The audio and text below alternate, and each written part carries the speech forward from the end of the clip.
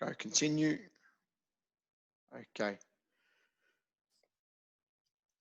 Good morning, listeners, and it's not long now until Suncorp Super Netball starts. It's just under a month, and despite it being COVID-19 period, it's exciting because we're going to have more live sport. It's already started on the other side of the Tasman with the ANZ Premiership Netball, and it's going to start here very soon in Australia. And joining me in the studio this morning is my co-host, Luke Herbert. G'day, Luke. G'day, Ben. And, I'm very excited about today's guest because we also get to chat about a number of different issues that we haven't always covered on the show, or we've covered them on and off. So, this is really going to be a great show, I think, Ben. Exactly right. I'm very excited. It's good to have a bit of an Australian flavour to the show. And joining us this morning is Melbourne Vixens defender and Australian Netball Players Association Vice President in Jo Weston. Good morning, Jo. Good morning. How are you boys doing? Very well, thank you. First of all, thanks for coming on. It's so good to get a bit of an Australian flavour on the show. It's been a little while. Oh, that's nice. Yeah, I've been meaning to tune into the ANZ Championship because we have been a bit deprived of live sport, especially netball over here in Australia. But I haven't got a chance. Maybe this weekend might be the time I roll on in. It'd be good to see some live netball. Anyway, first of all, just to kick things off, how have you managed your training load during COVID-19?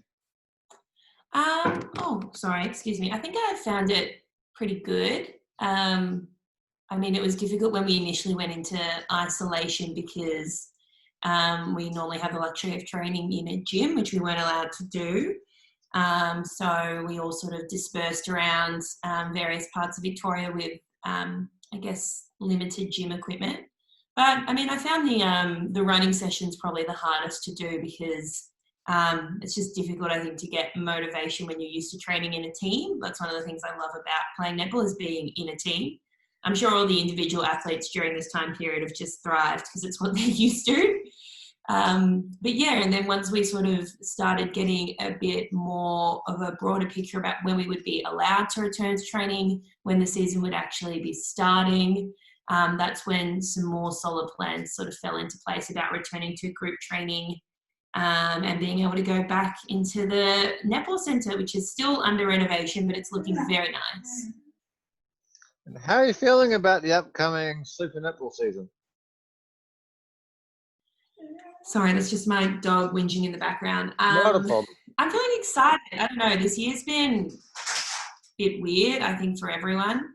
I feel like once we eventually start playing, it'll be kind of surreal that we actually made it that far. We made it to the start of the season.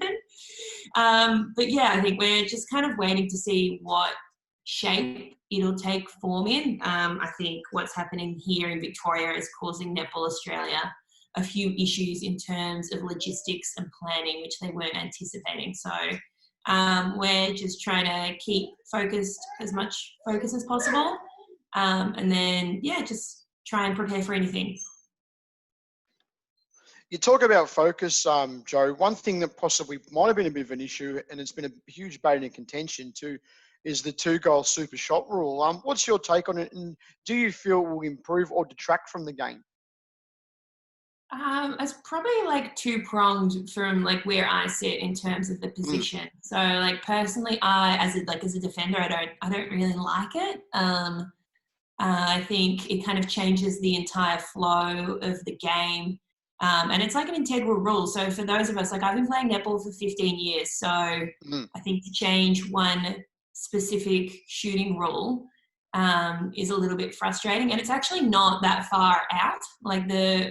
I don't think the shooting range really warrants it being worth double points. Because if a team can end up being 4 points up really quickly and the shooting range is within 70%. So it's not like a 3-point shot in basketball where it would be deemed quite difficult to make those shots consistently. So I found, that implementation of it a little bit. I understand some of the reasoning behind it, but and then the whole process about how the commission has decided to introduce it has just been a bit ridiculous. So that probably adds to the annoyance factor. But, as a defender, we move on. I'm hoping maybe every time I get an intercept, we then get the next centre pass just to make everyone's contribution on the court the same because, netball's a team sport and every person contributes, and I think changing a rule like that, you know, makes the shooters more valuable. Bye. And just before we leave the 2-point shot, I'm sure Brad and I could spend a whole show on it, but we won't. And I have to stay semi-objective here, which is rather difficult given my feelings on the matter. But obviously they want to boost the popularity of the Suncorp League, but is there any particular issue within the current game beyond boosting popularity that they're trying to address? In other words, innovation usually looks out to resolve a problem. Are they actually trying to resolve any other issue beyond selling the game to new audiences? I don't think so. I mean, some of the biggest issues I think that they've really changed is all of the umpiring. Like, they've moved a lot. You know, they moved all of the advantage rules a couple of years ago, and I think that really helped to speed up the game and have less whistle or interruption. So I think that's always been a big issue for when they attract new fans. I think it's just they're trying to make it as commercially viable as a product as possible. So that is trying to broaden the fan base and engage new viewers. I just think it's a bit counterintuitive because they brought in the ladder evolution to keep games close, to try and get games closer and more competitive. But I think just introducing a 2-point shot is just going to lead to more blowouts, like you saw in our bushfire game when the Diamonds, we were up by a significant margin at quarter time and half time, and then the game was pretty much over. And Jo, you mentioned the Diamonds. How hopeful are you of playing in the green and gold towards the end of the year? Obviously, there's been no replacement yet for Lisa Alexander. We spoke to Marnie Fechner, the CEO of Netball Australia, about a month or so ago, and she still couldn't give us any indication of when the new coach would be appointed. Yeah, I mean, hopefully we get a new coach. And yeah, I think they are still trying to line up some Australia v New Zealand games at the end of the year, which would be really incredible, I think, given the circumstances. I guess a new coach might come in with new ideas about what they want defensively. So all of us are just, kind of focusing on our clubs at the moment, because that's where I think our priority can lie, because there's so many unknowns. But yeah, we know we're still trying to keep our Diamonds culture alive, even though we're so separated. It's always really good to touch base with the girls in the other states to see what's happening over there. But yeah, hopefully we get some matches in them, and hopefully I get to play in them. But who knows at this stage? There's so much uncertainty. You just kind of have to, I think all of us are getting very good at just going with the flow, which is, I think, difficult for those who have always lived a very structured life. And just briefly before I get to my question, because you mentioned the advantage rule, and that's been a pet peeve of mine in the ANZ Premiership. So if you do get around to watching any of our ANZ Premiership games, drop our show's Twitter account a line or two what you think on the umpiring of that rule, because I personally would love to know your thoughts. Because if I was going to make one rule change in our domestic competition here, it would be more advantage to keep the game flowing. But now, just to get away from that and my own hobby horse, what did you learn from playing with Jiva Mentor, who's absolutely an awesome player? If I can remove my objective cap just for a moment and then put it back on. I loved playing with Jiva. I mean, I was very fortunate to join the Vixens straight after I'd sort of finished up at the AIS. Lots of girls have to move interstate to get an opportunity to play with the team. So when they asked me to join, I was pretty excited, and I got to, I spent a lot of time watching both her and Bianca play together and how they'd sort of crafted a really strong partnership. And I think that's something I really took from her, because when you're out on court, being able to, be really in sync with the person you're playing in the circle with, and also I guess the wing defense out the front is really important. She was a real leader down there for me in pretty much the first 2 seasons where I played consistently out at goal defense, which was pretty amazing. And I think, I've always thought my role is just pretty much to make the goalkeeper look good. So I think that's what I tried to do for Jiva as much as possible. So she obviously has me to thank for all of her success. Not. and not just being an outstanding world-class defender that Jiva is, she's also an amazing person too, as you know, Jo. I've been in and around with you guys for many, many years now, and Jiva has always been that one that stops in the tunnel and says hello, or even just at best and fairest and stuff. She's always up for a chat. And I think if someone's a good person, it also adds to the team culture as well. Oh yeah, I mean, you can see with the success, which I guess is followed when she moved to the sunny coast, and starting a team from scratch. I haven't been a part of it, but you can assume it's no easy feat. Yeah. And I think the old adage is pretty much true that it's a team of champions doesn't make a championship team, but for them, they were able to build something really special with like a lot of world-class players. And I think that's probably attributable to the senior players and obviously their coach, Nolene, as well. And what can you tell us specifically about your role with the Australian Netball Players Association? So I'm vice president and Nat Medhurst is the president of the Players Association. So we sit on a board of representatives from each club, and then Kath Harvey is our head of the Players Association. So she's the one who is in and around with Netball Australia. So I guess in terms of Nat and I's role, it's always been, I guess, in consultation with the rest of the board. And, every team has their own issues, and, some of the clubs that are not member organisation based have more issues in one certain area, and those of us who are state based have, lots of things that come around memberships and stuff like that. But yes, it's been a busy time given this year. Normally it's been, we sort of touch base every month or so, but we've been meeting every week this year, which has been really nice actually, given how fast things have moved. And I guess it's meant that Nat and I have been able to take a bit more of that public leadership, especially what happened around the 2-point shot, and given my involvement in our competition committee that Netball Australia established a couple of years ago. So it hits kind of close to home for the two of us.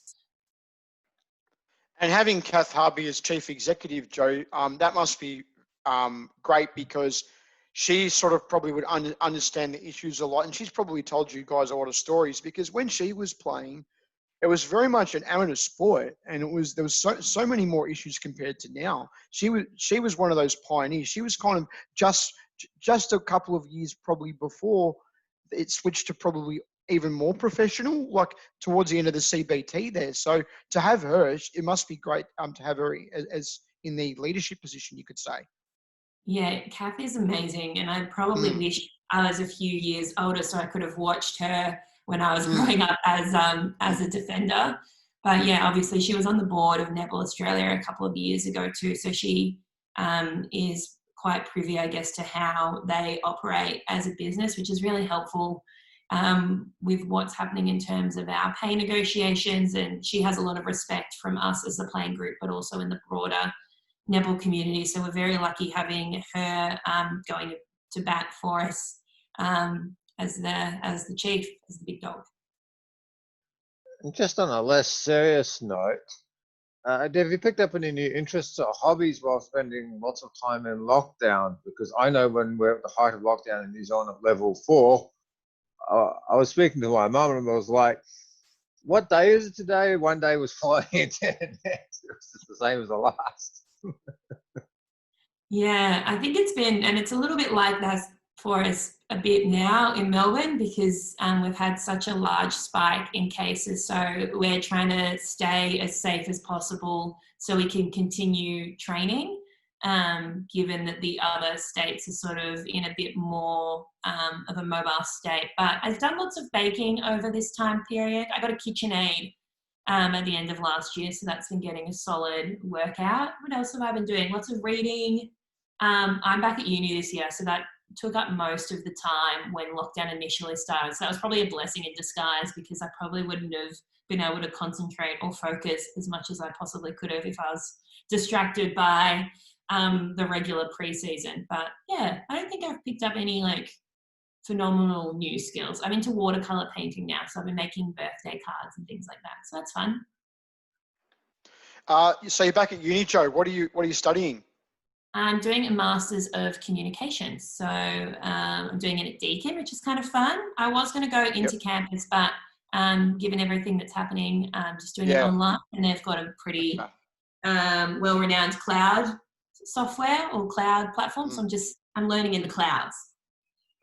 Well, doing communication, then I'm sure maybe Laura McIntosh, who is the Vixens media and comms, she might have to watch out. You might take her job. You never know.